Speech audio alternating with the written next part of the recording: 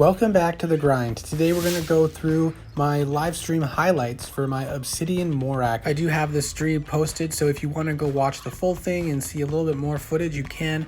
If you want to do it while you're doing chores or while you're playing, that is something you can do. This was a very fun flight because it was against a friend of mine, Scarlet Reaper, who was I'm not sure if she was actually on stream watching at the same time or if she was talking on a call with somebody who was watching the stream. But her base has a range of tower levels from about 72 to 75 for the most part. So pretty high level towers, definitely not an easy base for an Obsidian Dragon.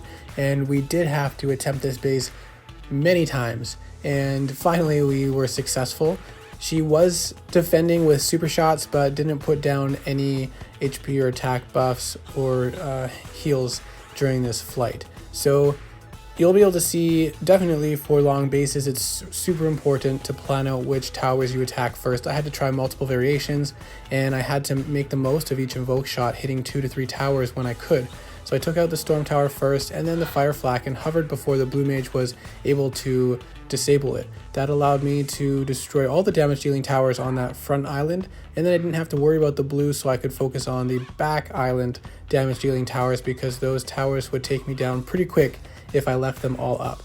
It was very rewarding to actually finally successfully defeat this base, but of course with a real defense situation that probably wouldn't have been able to work. And then you can just see the farms and mills are no problem for Morak because that invoke shot just has such a high damage multiplier. And for a dragon like Ember, who has a low base attack, that multiplier limits him at high levels, but Morak's base attack continues to grow because he doesn't get limited at a lower tier. So that invoke shot will continually be able to allow him to attack higher level buildings as he gets bigger. So now this base has a kill island with all level 75 towers, and it is defended, but not by the owner. So we'll take a look at this situation, hitting multiple tiers up with Obsidian Morak with a defender present. As long as you target the right towers in the right order and time your spells correctly, there isn't very much a defender can do unless the HP boost is enough to make it so the invoke shot doesn't destroy a tower.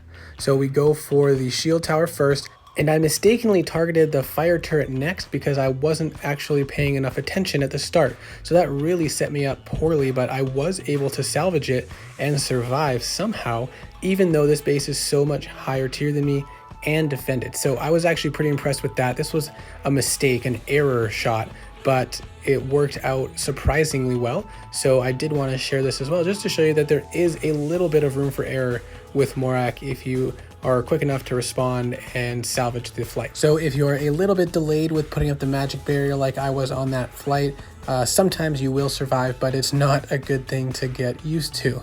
So now we're going to go into another flight, which is defended with high level towers. This time the island is full of level 72 towers, but the defense power is 4.5 billion and is also defended. So I wasn't sure if I'd be able to do this one either, but I hope that if I actually flew a little bit better, I would be more successful and a little bit less sloppy. This one is actually defended by the owner.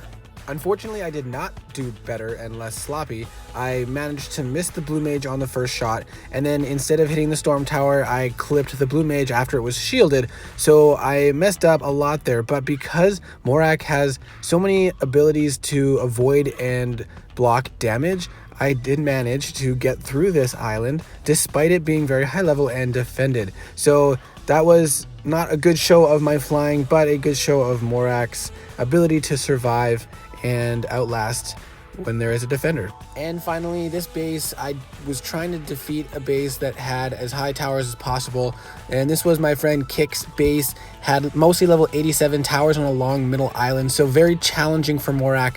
I spent a lot of time trying on this base, and in order to do enough damage with the invoke shot, I did need to build up some extra damage, so I used Cavaleris to do that. But even with the bonus damage from Cavaleris, I did still need to use the battle cry that I had equipped. Unfortunately, I could not bring Death Gaze, otherwise we would have been able to do more damage, but we were able to destroy all the towers on this front part of the island here, and then get a shot off to the back island as well. And unfortunately missed the lightning tower there and wasn't able to get another round of shots off before dying, but we got about 76% or 74%, I believe, and so that was good enough for me. I was proud of that. It was technically a win on the base, so not too bad.